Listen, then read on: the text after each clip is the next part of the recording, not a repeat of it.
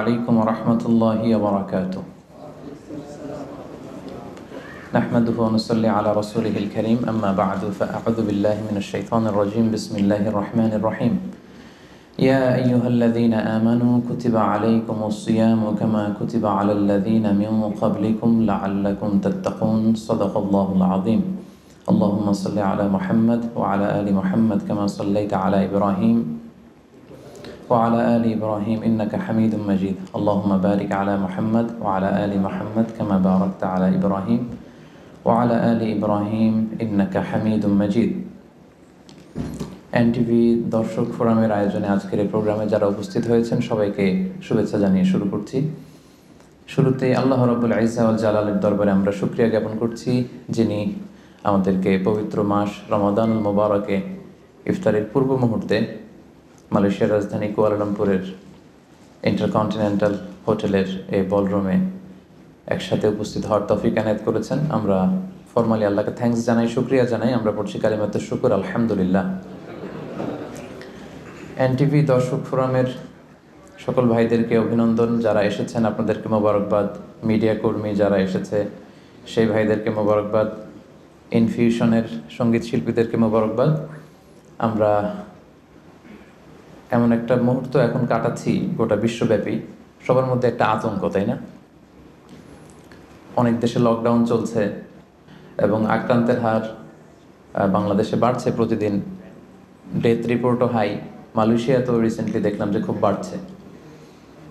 তো আমরা যে আসলে কত দুর্বল, আমরা যে দাম্ভিকতা দেখাই, অহংকার দেখাই, আসলে যে আমরা অ্যাজ এ হিউম্যান বিং কত দুর্বল, কত নগণ্য, কত তুচ্ছ। এই জন্য আল্লাহ রাব্বুল ইজ্জা ওয়াল জালালের কাছে আমরা কামনা করি যে আল্লাহ তাআলা যেন আমাদেরকে এই বিপদ থেকে মুক্তি দান করেন। গোটা বিশ্বের মানুষের মধ্যে যেন আল্লাহ তাআলা আবার স্বস্তি ফিরিয়ে আনেন। আমাদেরকে এই মহামারী থেকে যেন তিনি হেফাজত করেন। আল্লাহুম্মা আমিন। সম্মানিত সুধী, আমি একটি আয়াত দিয়ে আজকের আলোচনা শুরু করেছি। আয়াতটি অলমোস্ট মুখস্থ সবার, তাই না?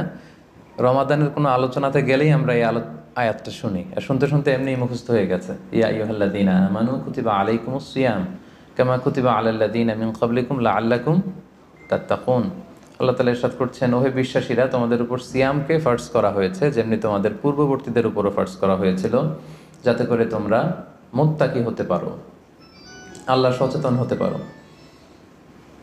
তাহলে বোঝা গেল এই যে এক মাস ব্যাপী যে আমরা সিয়াম পালন করছি, এটা শুধু আমাদের উপরই ফার্জ না, আমাদের আগেও যে সমস্ত জাতিগোষ্ঠী এসেছিল তাদের উপর আল্লাহ তাআলা ফারজ করেছিলেন। আর এটার উদ্দেশ্য কি? প্রাইম অবজেক্টিভ হচ্ছে লাআল্লাকুম তাত্তাকুন। আমার সাথে সাথে একটু পড়েন, লাআল্লাকুম তাত্তাকুন, যাতে করে তোমরা আল্লাহ সচেতন হতে পারো।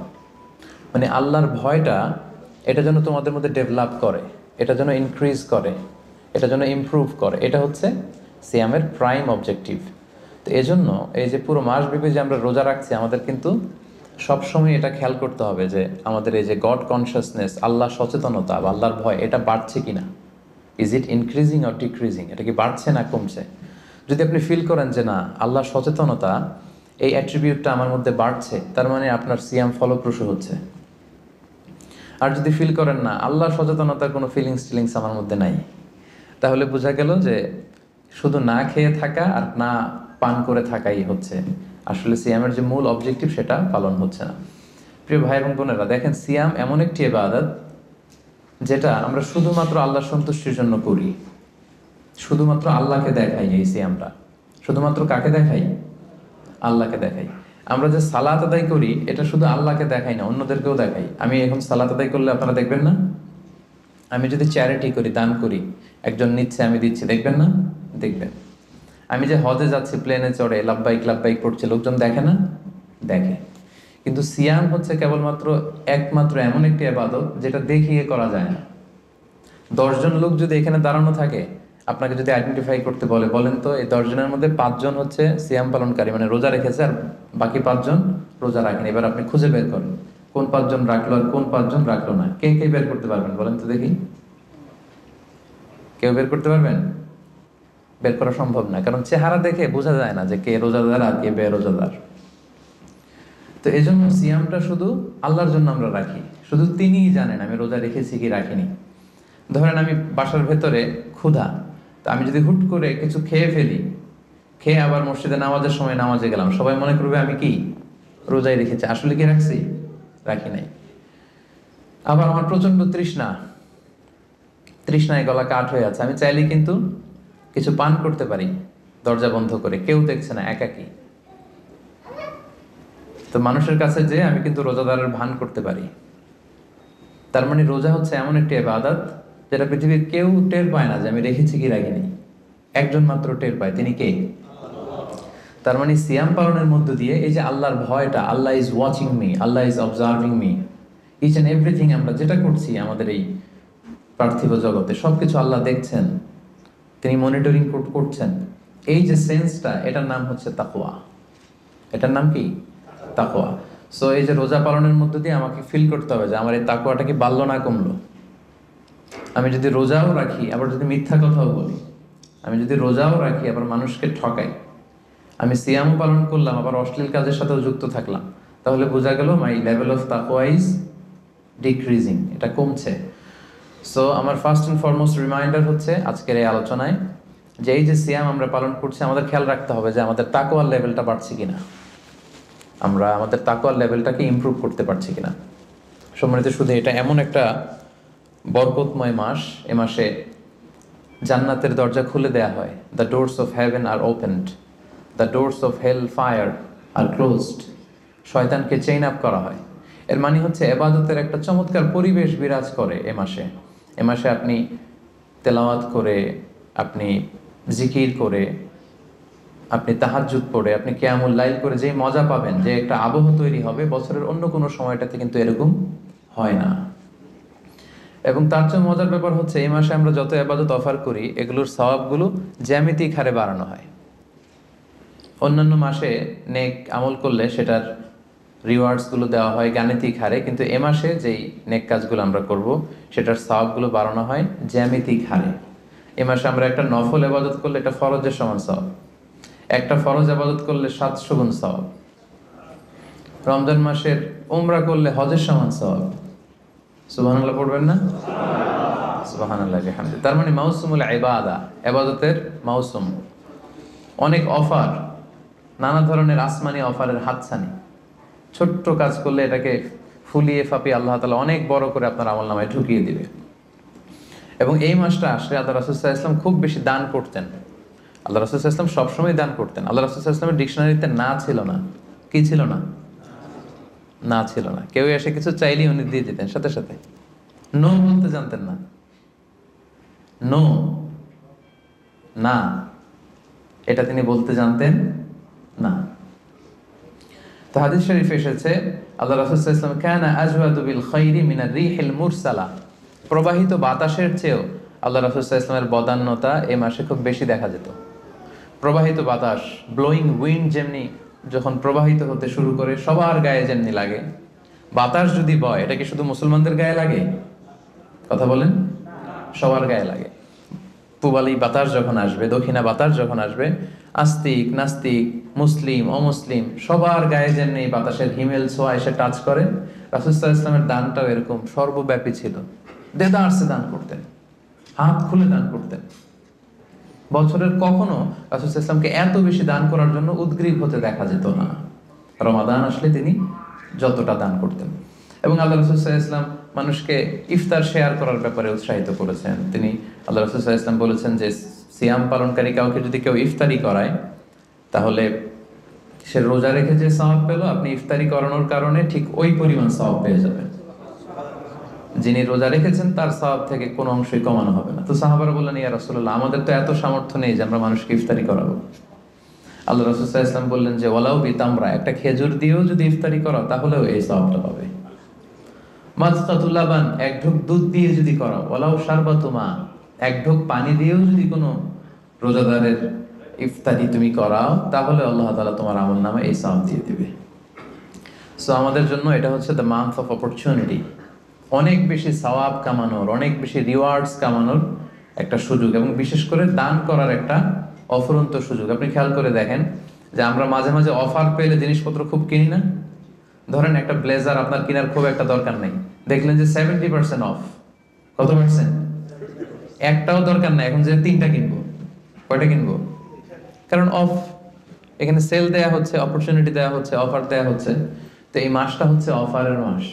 আল্লাহ তাআলা সওয়াব দেওয়ার জন্য বসে আছেন, কিন্তু নেয়ার জন্য আমরা প্রস্তুত না।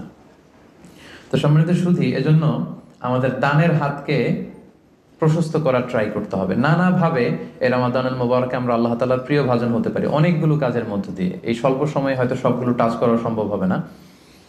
এজন্য আমি ভেবেছি দান করার মধ্য দিয়ে কিভাবে আমরা আল্লাহ তাআলার প্রিয় ভাজন হতে পারি, এই ব্যাপারটা আজকে ইফতারের আগ পর্যন্ত আমি একটু টাচ করবার চেষ্টা করবো ইনশাআল্লাহ। ডোনেশন করা আমরা করি না সবাই? আমরা ডোনেশন করি, চ্যারিটি করি, আমরা জাকাত দেই, অথবা আমরা নর্মাল চ্যারিটি করি, নফল দান করি। এই দানটাকে আল্লাহ তাআলা খুব বেশি পছন্দ করেন, অত্যন্ত বেশি ভালোবাসেন। এবং মজার ব্যাপার হচ্ছে, যারা দুনিয়াতে বেশি বেশি চ্যারিটি করে, ডোনেশন করে, মানে দান করে, তারা কিয়ামতের দিন নিজের আমলনামা দেখে নিজেই বিশ্বাস করতে পারবে না। তারা নিজের আমলনামা দেখে বলবে, আল্লাহ এত দান তো করি না, আমি দান করেছি ঠিক আছে, কিন্তু এত তো করি নাই, এটা হয়তো অন্য কারো আমলনামা, আমাকে ভুলে দেয়া হয়েছে। আল্লাহ বলবেন, না, এটা তোমারই আমলনামা। কামা ইউরাব্বি আহাদুকুম ফুলুবাহু, সহিহ বুখারীর বর্ণনা। আল্লাহ তাআলা বলেন, গরু যারা পালে, যখন বাছুর হয়, উট যারা পালে আরব দেশে, যখন উটের বাচ্চা হয়, উটের মালিক খুব খুশি হয়, তখন সে বাচ্চাটাকে খাইয়ে দাইয়ে পেলে পুষে বড় করে। আল্লাহ বলেন যে তুমি দান করেছিলে অল্প, কিন্তু এই ছোট্ট দানের সওয়াবটাকে আমি খাইয়ে দাইয়ে পেলে পুষে বড় করে হাত্তা তাকুনা মিসলাল জাবাল, বিশাল উহুদ পাহাড়ের সমান করে তোমার আমলনামায় ঢুকিয়ে দিয়েছি। সুবহানাল্লাহি ওয়া বিহামদিহি। তো ওই সময় যে যদি আপনি বিশাল বিশাল পাহাড়ের সমান সওয়াব দেখেন, আপনি কি সারপ্রাইজ হবেন না? হ্যাঁ, এটা হচ্ছে দ্য বিগেস্ট সারপ্রাইজ। অবাক হয়ে যাবেন আপনি, যে দিয়েছিলাম তো 10 রিঙ্গিট, দিয়েছিলাম কত, এখন দেখি যে 10 মিলিয়ন রিঙ্গিট হয়ে গেছে। সুবহানাল্লাহি ওয়া বিহামদিহি। সো এটা হচ্ছে এই অপরচুনিটিগুলো লুফে নেয়ার মাস। আমরা দেয়ার মাধ্যমে আল্লাহ তাআলার প্রিয় ভাজন হতে পারি। আর দিলে কখনো কমে না, দিলে কখনো কমে না। হাদিসে কুদসিতে আল্লাহ বলেন, আনফিক উনফিকা আলাইক, ইবনা আদম আনফিক, তুমি দান করো, উনফিকা আলাইক, আমি তোমাকে দেব, তুমি দাও তাহলে আমি তোমারে দেব। আমরা অনেক সময় মনে করি যে দিলে চলে যাবে, আসলে আপনি দিলে নতুন জিনিস পাবেন। লেটস সে আমার হাতে ধরেন এই যে ক্রেস্টটা দেয়া হলো, এটা আমি ধরে রাখলাম, তো এই 2 হাত দিয়ে ক্রেস্টটা ধরে রাখা অবস্থায় যদি আপনি আরো বড় কিছু দেন, ওটা নিতে পারবো? কথা বলেন, পারবো? এইটার দিয়ে দিলে কাউরে আর একটা বড় একটা নিতে পারবো, তাই না? আর ওইটা যদি দিয়ে দেয়, তখন আরো বড় কিছু নিতে পারবো। সো আপনি দিয়ে দেন, আপনি দেন, আসল দেয়ার মালিক হচ্ছেন আল্লাহ। তিনি দিয়ে একেবারে ভরিয়ে দিবেন আপনার জীবন। এবং আল্লাহ তাআলার দরবারে তার ভান্ডারে কি কোনো ঘাটতি কমতি আছে? হাদিসে কুদসিতে এসেছে, আপনা আদম লাউ আন্না আউওয়ালাকুম ওয়া আখিরাকুম ওয়া ইনসাকুম ওয়া জিন্নাকুম কামু আলা সাঈদিন ওয়াহিদ, হে বনি আদম, তোমাদের সবাই, পৃথিবীর শুরু থেকে আজ অবধি সবাই মিলে যদি বিশাল ময়দানে দাঁড়িয়ে যার যত ডিজায়ার, ডিমান্ড, কামনা, আকাঙ্ক্ষা আছে, চাইতে শুরু করো আমার কাছে, একটার পর একটা চাইতে থাকো, চাইতে থাকো। আর আমি আল্লাহ যদি তোমাদের সবার যার যা লাগবে সবও দিয়ে দেই, আমি আল্লাহর ধনভাণ্ডারের 1 ইঞ্চিও কমবে না, 1 ইঞ্চিও কমবে না। তো এজন্য আমাদের দানের হাতকে বিস্তৃত করা উচিত। দানের উপমা আল্লাহ তাআলা দিয়েছেন, মাসালুল্লাযীনা ইউনফিকুনা আমওয়ালাহুম ফি সাবিলিল্লাহি কামাসালি হাব্বা আমবাতাত সাবআ সানাবিলা ফি কুল্লি সুমবুলাতিন মিআতু হাব্বা ওয়াল্লাহু ইউদাঈফু লিমান ইয়াশা ওয়াল্লাহু ওয়াসিউন আলিম। দানের দৃষ্টান্ত হচ্ছে শস্য বীজের মতো, চারা বীজের মতো। যে চারা বীজ মাটিতে আপনি গেড়ে দিলেন, সেখান থেকে বেরোলো 7টা শীষ, আর প্রতিটি শীষে বেরোলো শত শস্য দানা। সুবহানাল্লাহ। তার মানে 1 টাকা দান করলেন, এখান থেকে হয়ে গেল 700। এখান থেকে কি, মানে কত চমৎকার মেটাফরিক্যাল একটা উপমা বা উদাহরণ, যে দানের উপমা, এই যে আমরা আল্লাহর ফিসাবিলিল্লাহ দেই, হ্যাঁ, মানুষকে যে দান করি, এটার উপমা হচ্ছে একটা বীজের মতো। বীজ রোপণ করে দিলে 7টা শীষ গজালো, প্রতি শীষে শত শস্য দানা। 7 গুণ শততে কত হয়? 700। এভাবে আল্লাহ বাড়াতে থাকেন, শুধু বাড়াতেই থাকেন। তো এজন্য এই রমাদানে আমাদের দানের হাতটাকে একটু বিস্তৃত করা উচিত। আমি গত 2 বছর আগে খুব সম্ভবত এই হলরুমে এসেছিলাম, এনটিভি ভিউয়ার্স ফোরামের একটা প্রোগ্রামেই। তো এসে দেখেছি আলহামদুলিল্লাহ, এখানে যারা ইনভাইটেড গেস্ট, এরা বেশ সচ্ছল লোকজন, মানে বিজনেস ম্যাগনেট টাইপের আর কি, খুব পয়সাওয়ালা লোকজন, ব্যবসায়ী, হয়তো বড় ব্যবসায়ী, সিআইপি ভিআইপি টাইপের হবেন। কুয়ালালামপুরের যারা ধনী লোকজন, তাদেরকে দেখেছিলাম সে বছর ইনভাইট করেছিল। তো আমি আজকে আসার আগে মনে মনে ভাবলাম আজকে হয়তো তাই ঘটবে, অনেক ব্যবসায়ীদের সাথে দেখা হবে। তো ওনাদের জন্য সবচেয়ে চমৎকার ওয়াজ হবে এই ডোনেশনের ওয়াজ। কি বলেন? দান করার ব্যাপারে যদি ওনাদেরকে উদ্বুদ্ধ করি কাজে লাগবে। লেটস সে রিক্সাওয়ালাদের একটা ফোরামে আমি গেলাম, ওখানে যেয়ে যদি আমি দানের ওয়াজ শুরু করি, কোনো কাজ হবে? ওনারা বুঝতে পারবে আর হ্যাঁ হ্যাঁ করতে পারবে, কিন্তু দিতে পারবে নাকি? দিতে পারবেন আপনারা, তাই না? তো এই জন্য আমি ভেবেছি যে অল্প কয়েক মিনিট দানের ব্যাপারে আমাদের অনেক মিসকনসেপশন থাকে। কিভাবে দানটা করব, কোথায় দান করব, ডোনেশনের সিস্টেমটা কি, কীভাবে চ্যারিটি করতে হয়, আমি অল্প কয়েক মিনিটে সেটা বলার চেষ্টা করব। সাদাকায়নের কিছু ইসলামী দৃষ্টিভঙ্গি আছে, সিস্টেম আছে। এই সিস্টেমগুলো ফলো করে যদি আপনি দান করেন আপনার এটার প্রোডাক্টিভিটি অনেক হাই হবে, মানে আপনি অল্প দিলেও এটার সওয়াব হয়ে যাবে অনেক বেশি। তো এরকম 10টা পয়েন্টসে আমি 10-15 মিনিটে শেষ করবার চেষ্টা করবো ইনশাআল্লাহ। এই যে আমরা দান করব, দানের ক্ষেত্রে সর্বপ্রথম দৃষ্টিভঙ্গি হচ্ছে আপনার হালাল উপার্জন হতে দান করতে হবে। হালাল উপার্জন থেকে। আপনি হারাম থেকে যদি দান করেন ওইটা আবার আল্লাহ কবুল করবে না। আসল জায়গায় হাত দিয়ে ফেলছি না? হারাম জায়গা থেকে আপনি বিশাল মাদ্রাসা করে দিলেন, মসজিদ করে দিলেন, হ্যাঁ, লঙ্গরখানা করে দিলেন, এতিমখানা করে দিলেন, আল্লাহর কাছে এটা নাথিং। ইট ডাজন্ট কেয়ার ইট। আল্লাহ এটা কোনো কেয়ারই করে না। হাবা মানসুর, এটা ধুলায় মলিন হয়ে যাবে, একেবারে উড়ে যাবে। এটার কোনো মিজানের পাল্লায় উঠালে এটার কোনো ওজনই হবে না। কিন্তু আপনার হালাল ইনকাম, হালাল উপার্জন থেকে আপনি 10 রিঙ্গিট দিয়েছিলেন, এটার কিয়ামতের দিন কি দেখবেন? বিশাল পাহাড়ের সমান।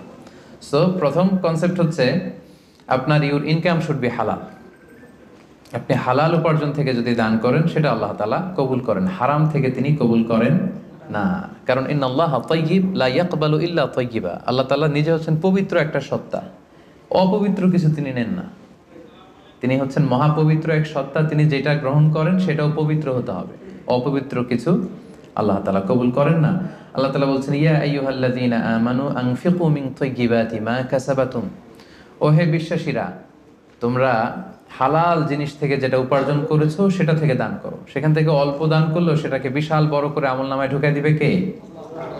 আর যদি আপনি হারাম থেকে দান করেন ওইটা কিন্তু আল্লাহ তাআলার কাছে কবুল হবে না। আরেকটা মজার ব্যাপার হচ্ছে যারা হারাম উপার্জন করে এদের দোয়াও আল্লাহ কবুল করে না। হারাম উপার্জনকারীর দোয়াও আল্লাহ তাআলা কবুল করে না।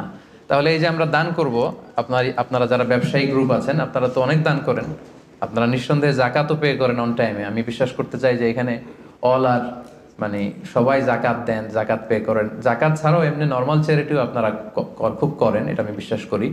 তারপর রিমাইন্ডার হিসেবে এগুলো বলা, রিমাইন্ডার।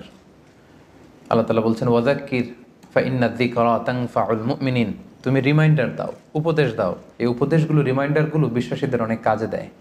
যারা বিশ্বাসী তাদের অনেক কাজে লাগে, এজন্য রিমাইন্ডার হিসেবে বলা। নিঃসন্দেহে আপনারা চ্যারিটি করেন, সাদাকা করেন, তারপরও রিমাইন্ডার হিসেবে। তাহলে আমাদের আলোচনাটা মনে রাখতে হবে, প্রথম পয়েন্ট হচ্ছে যে হালাল উপার্জন থেকে দান করতে হবে, হারাম থেকে দান করা চলবে না।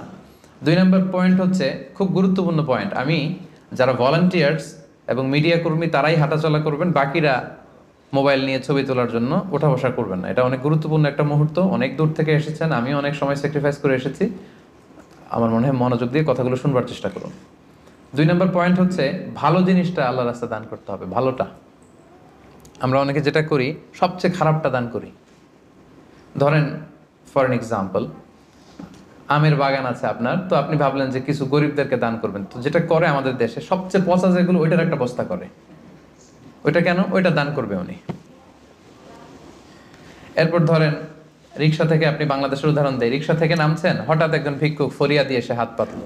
তো এখন আপনি ভালো মানুষ, আপনি দান করেন, দিতে চাচ্ছেন, তো পকেট থেকে টাকা বের করে খুঁজতেছে যে সবচেয়ে পুরাতন নোট কোনটা।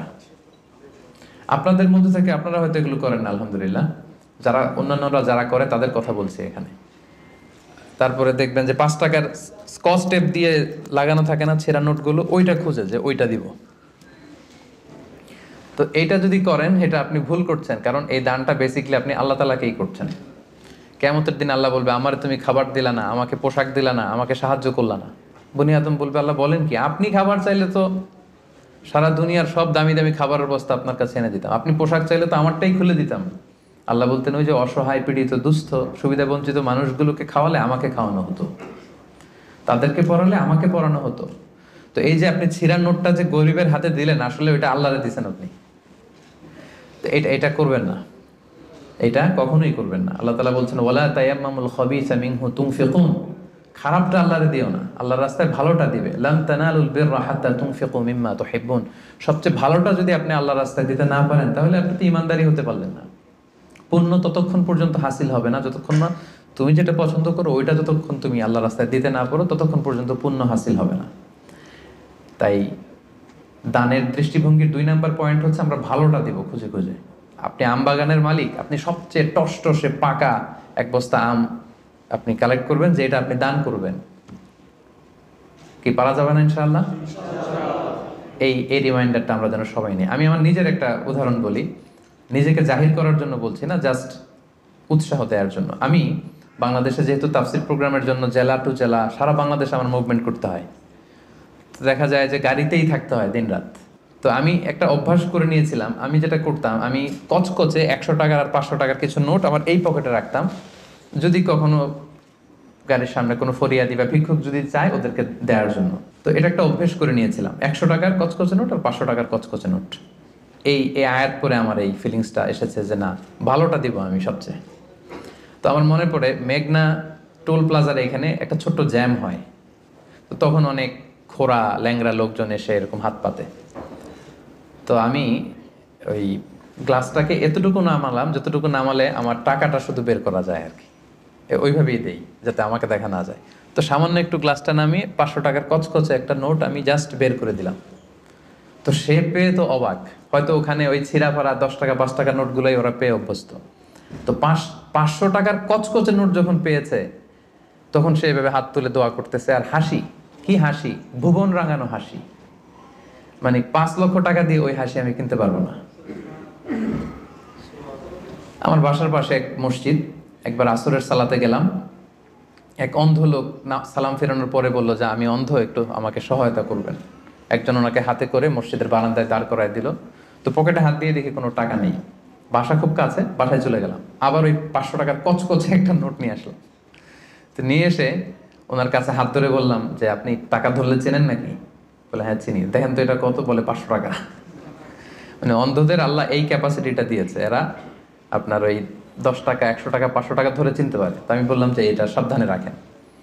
তো এটা নিজেকে জাহির করবার জন্য না, জাস্ট প্রসঙ্গক্রমে উৎসাহ দেওয়ার জন্য যে আমরা কিন্তু চাইলে এই অভ্যাসটা করতে পারি। নট নেসেসারি যে 100 টাকার 500 টাকার হতে হবে। ধরেন যে 10 টাকার কচকচে নোট নিয়ে আপনি সবসময় ঘুরলেন এবং এটা প্ল্যান করলেন যে যখন দিব এই চকচকে 5 টাকার নোটটা দিব, কারণ আল্লাহ বলেছেন সবচেয়ে ভালোটা আমার রাস্তায় দাও। তো এই অভ্যেসটাকে আমরা একটু করতে পারবো ইনশাআল্লাহ, ইনশাআল্লাহ। তো এই অভ্যেসটা যেন করি যে সবচেয়ে ভালোটা আমি দিব আল্লাহর রাস্তায়। 3 নাম্বার হচ্ছে প্রয়োজনের অতিরিক্তটা দিবেন, প্রয়োজনাতিরিক্ত। এটা একটা গুরুত্বপূর্ণ ব্যাপার। ইসলাম দেখেন কত ব্যালেন্সড, কত ভারসাম্যপূর্ণ। ইসলাম বলে না যে আপনি সব উজাড় করে দেন, না, আপনি খরচের পরে যেটা আপনার অতিরিক্ত ওইখানে ইসলাম ভাগ বসিয়েছে যে দাও, ওইখান থেকে দাও। ইয়াসআলুনাকা মাযা ইউনফিকুন কুলিল আফওয়া, তারা জিজ্ঞেস করে নবী কি দান করব? আল্লাহ বললেন নবী আপনি তাদের বলে দেন অতিরিক্ত যেটা তোমার লাগে না ওইটা দান করো। আল্লাহ রাসূল সাল্লাল্লাহু আলাইহি ওয়াসাল্লাম, ওই যে বলেছিলাম ওনার ডিকশনারিতে কি নাই, ভুলে গেছেন এতক্ষণে? আল্লাহ রাসূল সাল্লাল্লাহু আলাইহি ওয়াসাল্লাম ডিকশনারিতে কি নেই? মানে কেউ চাইলে না বলতে পারতেন না উনি। একবার আল্লাহ রাসূল সাল্লাল্লাহু আলাইহি ওয়াসাল্লামের গায়ে একটা মাত্র জামা, এক ফরিয়াদি এসে বললেন ইয়া রাসূলুল্লাহ আ'তিনি কামিসান, একটা জামা দেন আমাকে। রাসূল সাল্লাল্লাহু আলাইহি ওয়াসাল্লাম গায়েরটাই খুলে দিয়ে দিলেন। তো সুবহানাল্লাহ পড়বেন না? তো এখন গায়ে যেহেতু জামা নাই, সাহাবারা নানা কাজে এসেছে, উনি বেরো হতে পারেন না, ঘরে বসে আছেন। এবার আল্লাহ আয়াত নাযিল করলেন ওয়াল্লাযীনা ইযা আনফাকু লাম ইউসরিফু ওয়া লাম ইয়াকতুরু ওয়া কানা বাইনা যালিকা কাওয়ামা। এর অর্থ হচ্ছে মুমিনের বৈশিষ্ট্য হবে তারা যখন দান করবে তারা ব্যালেন্সড চ্যারিটি করবে, ভারসাম্যপূর্ণ দান। মানে তার প্রয়োজনের অতিরিক্ত যেটা ওইটা দিবে, খুব কৃপণতাও করবে না, আবার দিয়ে একেবারে সব উজাড় করে দিবে না। মানে এই আয়াত দিয়ে আল্লাহ তাআলা বোঝাতে চাইলেন নবীকে যে নবী জামা যদি 2টা থাকতো তো একটা দিতেন, জামা যদি 2টা থাকতো তো একটা পরছেন আর একটা দিয়ে দিতেন, সেটা ঠিক ছিল। বাট ছিলই কয়টা? একটা। ওইটাই যে দিয়ে দিছেন, এখন আপনার হবে কি? সুবহানাল্লাহ বিহামদিহি। কি দয়ালু নবী ছিলেন, কি দাতা নবী ছিলেন, কি দানশীল ছিলেন, কি জেনারাস ছিলেন। তো দানের ক্ষেত্রে ইসলামের দৃষ্টিভঙ্গি হচ্ছে ভারসাম্যপূর্ণ দান করতে হবে, সব উজাড় করে দিয়ে দেওয়া যাবে না। আপনার এই যে কষ্টে উপার্জিত সম্পদ, এটা ব্যবহারের সবচেয়ে বেশি হকদার আপনি নিজেই, আপনার ফ্যামিলি। তো আপনাদের খরচ শেষে অতিরিক্ত যেটা থাকবে সেটা আপনি দান করতে পারেন। তাহলে কয়টা পয়েন্ট বললাম? 3টা। আপনাদের মনোযোগ আছে তো, নাকি কষ্ট হচ্ছে? এই তো আর কিছুক্ষণ পরে আমরা ইফতারি করবো ইনশাআল্লাহ। 4 নম্বর পয়েন্ট হচ্ছে দানে শো অফ থাকতে পারবে না, মানে লোক দেখানোর জন্য দান করা যাবে না। এটা আমরা অনেকে করে ফেলি দেখানোর জন্য। আমারে বড় শিল্পপতি বলবে, দানবীর বলবে, হাতেম তাই, হ্যাঁ আমার নাম পত্রিকায় আসবে। এই টেন্ডেন্সি নিয়ে যদি আপনি দান করেন, সব শেষ। শো অফ করা যাবে না। লোক দেখানোর জন্য যদি দান করেন, সে দান আল্লাহ তাআলা কবুল করে না। কিয়ামতের দিন আল্লাহ অনেক দানশীলকে বলবে তুমি জাহান্নামে যাও, go to the hell fire. দানশীল বলবে আল্লাহ আমি জাহান্নামে যাবো কেন? আমি তো এতিমখানা করলাম 40টা, মসজিদ বানাই দিলাম 50টা, এরপর মাদ্রাসা বানাই দিলাম এতগুলো, আমি জাহান্নামে যাব? আল্লাহ বলবেন যে তুমি তো এই দানগুলো করেছিলে যে লোকজন তোমাকে বাহাবা দিবে, ওই বাহাবা তো দুনিয়াতে তুমি পেয়েছোই, তো আমার কাছে কি চাও? Go to the hell fire, যাও জাহান্নামের আগুনে যেয়ে ঢুকো। তা আমরা কি ওইরকম দানশীল হতে চাই নাকি?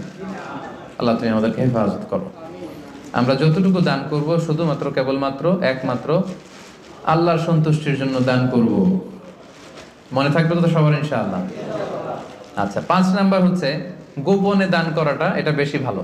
প্রকাশ্যে দান করা যায়, এটা ভালো, বাট গোপনে দান করা বেশি ভালো। আল্লাহ তাআলা বলছেন ইন তুবদু সাদাকাতি ফানি'মা হিয়া ওয়া ইন তুখফুহা ওয়া তুতুহাল ফুকারা ফাহুয়া খায়রুল লাকুম। তুমি যদি দেখিয়ে দান করো, এটা ভালো, এটা খারাপ না। আমি দিলাম, আরেকজন নিল, আপনারা দেখলেন, সমস্যা নাই যদি আমার নিয়ত ভালো থাকে। বাট যদি গোপনে দান করতে পারে, এটা হচ্ছে শ্রেষ্ঠ দান। এর চেয়ে শ্রেষ্ঠ দান আর হতে পারে না, গোপনে দান। 7 শ্রেণীর ব্যক্তিকে আল্লাহ তাআলা কিয়ামতের দিন ওনার আরশের নিচে ছায়া দিবেন, যেদিন আল্লাহ দেয়া আরশের ছায়া ছাড়া আর কোনো ছায়া থাকবে না। এই 7 শ্রেণীর ব্যক্তির মধ্যে 1 শ্রেণীর ব্যক্তি হচ্ছে যারা গোপনে দান করে। এত গোপনে দান করে যে তার ডান হাত কি দান করলো, বাঁ হাত সেটা টের পায় না। সুবহানাল্লাহ। গোপনে দান, গোপনে। আরব দেশে এই কালচারটা আছে। এই রমজানে এরা এত দান করে, তাহাজ্জুদের আগে দিয়ে বের হয়, একটা প্যাকেটের ভেতরে কিছু ইফতারি সামগ্রী, কিছু সাহুর সামগ্রী, আর ধরেন 500 রিয়ালের একটা নোট বাড়ির সামনে আস্তে করে রেখে দিয়ে আবার ড্রাইভিং করে চলে যাবে। এরকম 500টা বাড়ি, 100টা বাড়ির সামনে দিয়ে বাস শেষ।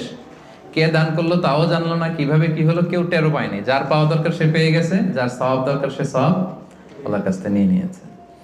তো এই যে গোপনে দানটা আল্লাহ তাআলার কাছে খুব বেশি প্রিয়, এবং এটা খুব পাওয়ারফুল একটা ব্যাপার। কতটা পাওয়ারফুল আমি একটা হাদিস শোনাই, লম্বা হাদিস, সময় আমাদের হাতে কম, আমি সংক্ষেপে বলি। আল্লাহ যখন এই পৃথিবী সৃষ্টি করলেন, পৃথিবী কাঁপছিল। আল্লাহ তখন পাহাড় পেরেকের মতো পৃথিবীতে ঢুকিয়ে দিলেন, পৃথিবীর কাঁপাকাঁপি বন্ধ হলো। ফেরেশতারা অবাক, আল্লাহ পাহাড়ের এত শক্তি যে আপনি পাহাড়কে কেটে দিলেন, পৃথিবীর কাঁপাকাঁপি বন্ধ হয়ে গেল। ইয়া রাব্বি হাল মিন খালকিকা আশাদ্দা মিনাল জিবাল, আপনার সৃষ্টিকুলের মধ্যে পাহাড়ের চাইতেও শক্তিশালী কিছু আছে? আল্লাহ বললেন আছে। সেটা কি? আল হাদিদ, লোহা। ফেরেশতারা আবারও অবাক, লোহা এত শক্তিশালী? কারণ লোহার হাতুড়ি দিয়ে পাহাড় কাটা যায়, তাই না? তখন ফেরেশতারা আবার প্রশ্ন করলো, আল্লাহ তাহলে লোহার চাইতেও শক্তিশালী কিছু আছে নাকি? আল্লাহ বললেন আছে, আগুন আর নার। কারণ আগুনের ভেতরে লোহা ফেললে লোহা গলে যায়, তাই না? ফেরেশতারা আবার অবাক হয়ে বললেন, তাহলে আগুনের চাইতেও শক্তিশালী কিছু আছে নাকি? আল্লাহ বললেন আছে। সেটা কি? পানি। কারণ আগুনে পানি ঢেলে দিলে আগুন অস্তিত্ব হারায়।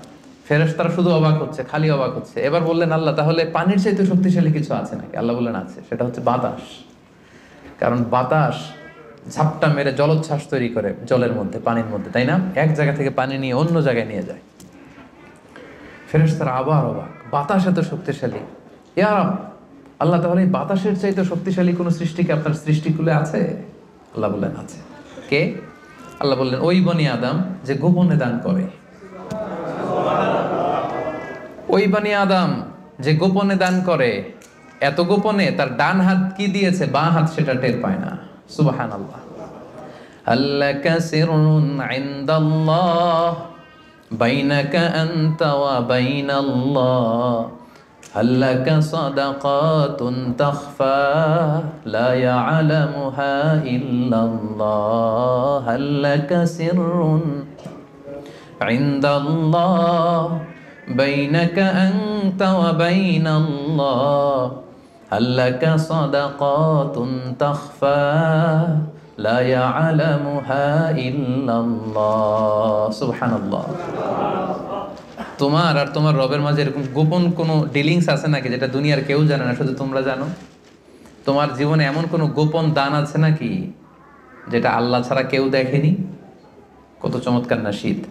তো আমাদের প্রত্যেকের জীবনে এরকম গোপন কিছু আবাদত থাকা দরকার, গোপন কিছু দান থাকা দরকার, যেটা যাকে দিছি ও জানে, আর যার জন্য দিছি সে জানে, আর কারোর জানানোর দরকারও নাই। এত বেশি পাবলিসিটি, এত বেশি প্রচার প্রচারণার দরকার নাই। তো এই জন্য দানটা হতে হবে গোপন দান, এটা আল্লাহর কাছে প্রিয়। 6 নম্বর হচ্ছে নিকট আত্মীয়রা বেশি অগ্রাধিকার পাবে। লেটস সে আপনার ভাই গরিব, আপনার ভাগিনা গরিব, আপনার ভাতিজা গরিব, আপনি এদেরকে না দিয়ে অন্য জেলায় যে দিতেছেন একেবারে হাতেম তাইয়ের মতো, এটা আপনি ভুল করতেছেন। এটা ভুল হচ্ছে, আগে তাদেরকে দিতে হবে। ভাই, আত্মীয় স্বজন, হ্যাঁ, এরা হচ্ছে বেশি প্রায়োরিটি পাবে। কারণ হাদিসে এসেছে আত্মীয়কে যদি আপনি চ্যারিটি করেন, এখানে দুইটা সওয়াব, এক হচ্ছে দানের সওয়াব, আর হচ্ছে আত্মীয়তার সম্পর্ক যে মিলিয়ে রেখেছেন ওইটার সওয়াব। সুবহানাল্লাহ। তো এই জন্য আমাদের নিকট আত্মীয় যদি কেউ এরকম দুস্থ অসচ্ছল থাকে, আমরা আগে তাদেরকে প্রায়োরিটি দিব দানের ক্ষেত্রে। 6 নম্বর হচ্ছে আত্মসম্মান বোধের কারণে কিছু লোক আছে যারা মানুষের কাছে চেয়ে বেড়াতে পারে না, এদেরকে প্রায়োরিটি দিতে হবে। কিছু লোক আছে সব জায়গায় চায়, যেখানেই দান দক্ষিণা হচ্ছে ওখানে যে লাইন ধরে, দিনে 5টা লাইন ধরবে, সব জায়গায় যে হাত পেতে আছে। কারণ এদের চক্ষু লজ্জার ব্যাপারটা ওইরকম নাই, এরা চাইতে পারে, সমস্যা হয় না, আসলেই গরিব, আবার চায়ও মানুষের কাছে দিতে আসছে, চাচ্ছে তো পাচ্ছে। কিছু লোক আছে বুক ফাটে তো মুখ ফোটে না, এর পেটে ক্ষুধার জ্বালা কিন্তু বলে না কাউকে, এমন ভাবে চলে আত্মসম্ভ্রম বোধের কারণে, তার একটা প্রেস্টিজ আছে, সে কারো কাছে চায় না, কারো কাছে যে হাতও পাততে পারে না সামাজিক একটা অবস্থানের কারণে। আমাদের বিত্তশালী যাদেরকে আল্লাহ তাআলা বানিয়েছেন, আমাদের দায়িত্ব হচ্ছে এদেরকে খুঁজে খুঁজে লিস্ট করে এদের হাতে যে পৌঁছে দেয়া। মনে থাকবে তো ইনশাআল্লাহ। এরপরে দান করার ক্ষেত্রে আরেকটা জিনিস খেয়াল রাখতে হবে, দান করে খোটা দেওয়া যাবে না। লা তুবতিলু সাদাকাতিকুম বিল মান্নি ওয়াল আযা। খবরদার, তোমরা খোটা দিয়ে, কষ্ট দিয়ে তোমাদের সাদাকাকে বাতিল করো না। আমরা এটা অনেকে করি। আমার অনেক পয়সা ছিল, আমার পয়সা পেয়ে অনেক ফ্যামিলি হয়তো দাঁড়িয়েছে, তখন কিছু হলেই পান থেকে চুন খসলেই বলে, জানি তোমরা কি ছিলা, আমার আব্বা দিলেই তো খেতে পারতা, আমরা দিলেই তোমরা পড়ছো, আমরা আমাদের টাকায় তোমরা পড়াশোনা করে আজকে এই অবস্থানে আসছো, শেষ করে দিলেন আপনার আব্বার, আপনাদের দানগুলো শেষ করে দিলেন আপনি এই কথা বলে। খোটা দিয়েছেন তো আপনার আমলনামা এই দানের যে সওয়াব, এটা আল্লাহ ধ্বংস করে দিবে। এজন্য খবরদার, লা তুবতিলু সাদাকাতিকুম বিল মান্নি ওয়াল আযা। আমরা যেন কারো মনে কষ্ট দিয়ে, কাউকে খোটা দিয়ে যেন আমাদের এই সাদাকা নষ্ট না করি। এরপরে সর্বশেষ হচ্ছে মৃত্যুর আগেই দান করতে হবে। লাস্ট পয়েন্ট, সর্বশেষ পয়েন্ট হচ্ছে সুস্থ থাকতে মৃত্যুর আগেই দান করে যেতে হবে, ওইটা আল্লাহর কাছে বেশি প্রিয়। আমি উদাহরণ দিই, ব্যাপারটা কেমন। অনেকের এরকম হতে পারে যে তার ক্যান্সারে সে আক্রান্ত, দুরারোগ্য ব্যাধি, আর বাঁচবে না, এখন বিছানায় পড়ে গেছে, এখন 1000 কোটি টাকার মালিক, জীবনে দান টানার করে নাই, এখন বিছানায় পড়ে বলতেছে ওই মাদ্রাসায় 10 লাখ দিয়ে দে, ওই হেফজখানায় 50 লাখ, ওদিকে 1 কোটি দিতে থাকো। তো এটা তো আপনি এখন আর ভোগের সুযোগ নেই, এই জন্য দিচ্ছেন আপনি, তাই না? এটা আপনি যদি নাও দেন, এটা অন্যরা ভাগ বটরা করে নিয়ে যাবে আপনার মৃত্যুর পরে, আপনি শেষ, এরপর লোকজন যা পাওয়ার পাবে, আপনার ভোগের সুযোগই নাই আর। তো ওই অবস্থায় যে যেন টনক না নড়ে আমাদের। আল্লাহ রাসূল সাল্লাল্লাহু আলাইহি ওয়াসাল্লামকে জিজ্ঞেস করা হয়েছে, ইয়া রাসূলুল্লাহ আইয়ু সাদাকাতি আ'যামু আজরা, কোন সাদাকায়, কোন দানে সওয়াব বেশি? রাসূল সাল্লাল্লাহু আলাইহি ওয়াসাল্লাম বললেন, ওয়া আনতা সাদাকা ওয়া আনতা সহিহুন শাহীহ তাখশাল ফাকরা ওয়া তা'মুলুল গানা। এমন অবস্থায় দান করো যখন তুমি সহিহ শাহীহ, তুমি সুস্থ আর এটা উপভোগের সুযোগ আছে। যখন আমরা এখন সবাই সুস্থ না, এখন আমাদের টাকা লাগবে, আমাদের গাড়ি কিনতে হয়, বাড়ি কিনতে হয়, ফ্যামিলি খরচের জন্য দিতে হয়, টাকাটা খুব দরকার এখন আমাদের, এবং এটা খরচ করার সুযোগ আমার আছে।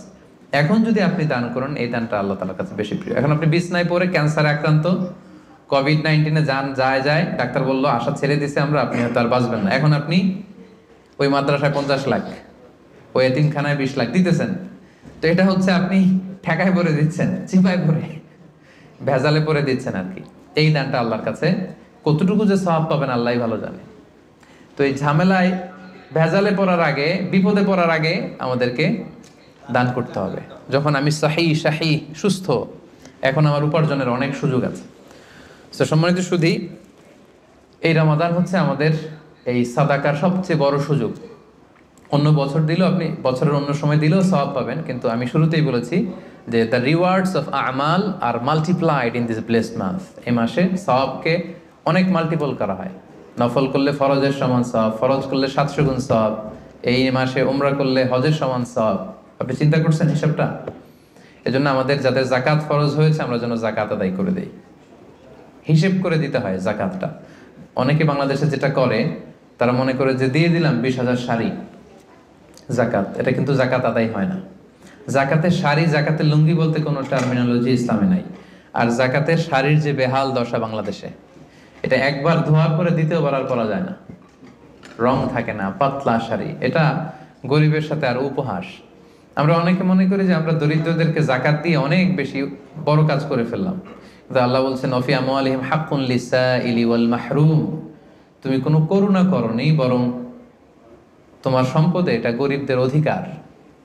বরং গরিবরা আমার জাকাত নিয়ে আমাকে করুণা করেছে, কি বলেন? আচ্ছা একটু খেয়াল করে উত্তর দিবেন বুঝে শুনে।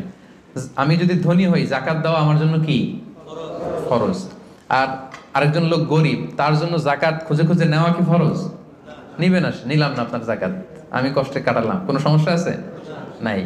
তো আমার ফরজ কিন্তু আমার ঠিকই আদায় করে ফেলতে হবে, আল্লাহর মহাখাজা, আল্লাহর পাকড়াও থেকে বাঁচার জন্য আমাকে দিতেই হবে, কিন্তু ও বাধ্য না নিতে।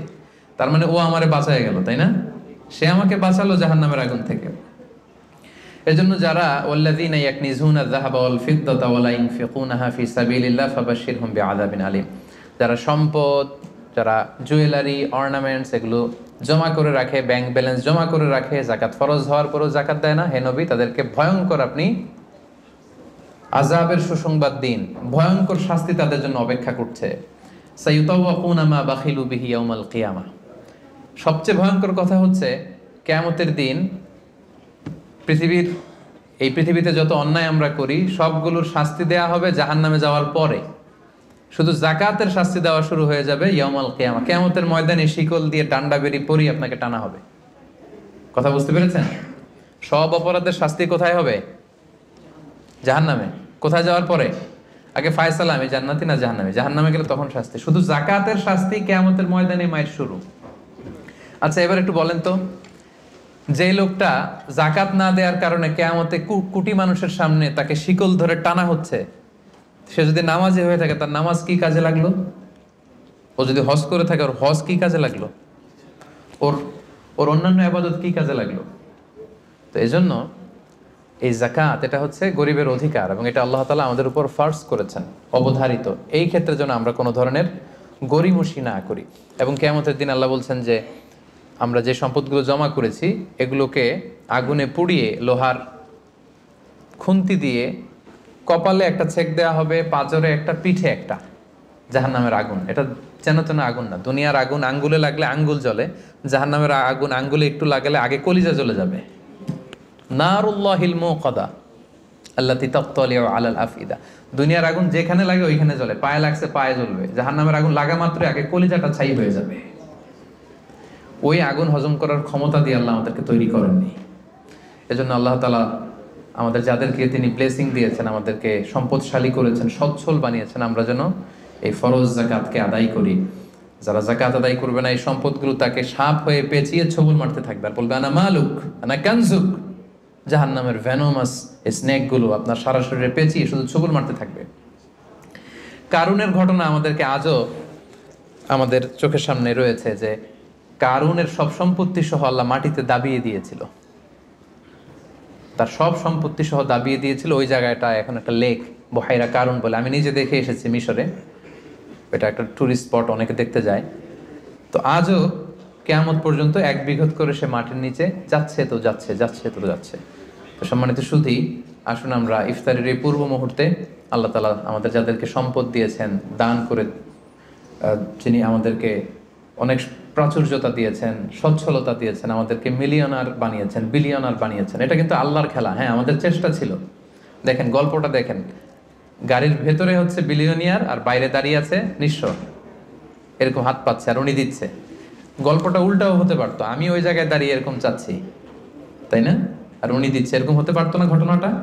তো ঘটনাটা কিন্তু আল্লাহ ওরকম করেননি, বরং আল্লাহ ব্লেসিংস করেছেন আমাদেরকে তিনি সম্পদের মালিক বানিয়েছেন, তিনি আমাদেরকে প্রাচুর্যতা দিয়েছেন, আমরা যেন এর শুকরিয়া করি এবং এর যাকাত যেন আদায় করি, এবং এই রমাদানে বেশি বেশি দান করে অফারের মাসে অফারগুলো যেন আমরা নিতে পারি এবং আল্লাহ তাআলার প্রিয় ভাজন বান্দাদের অন্তর্ভুক্ত যেন আমরা হতে পারি। আল্লাহ তাআলা আমাদের সবাইকে কথাগুলো বোঝার ও আমল করার তৌফিক দান করুক। আমরা পড়ি আমিন।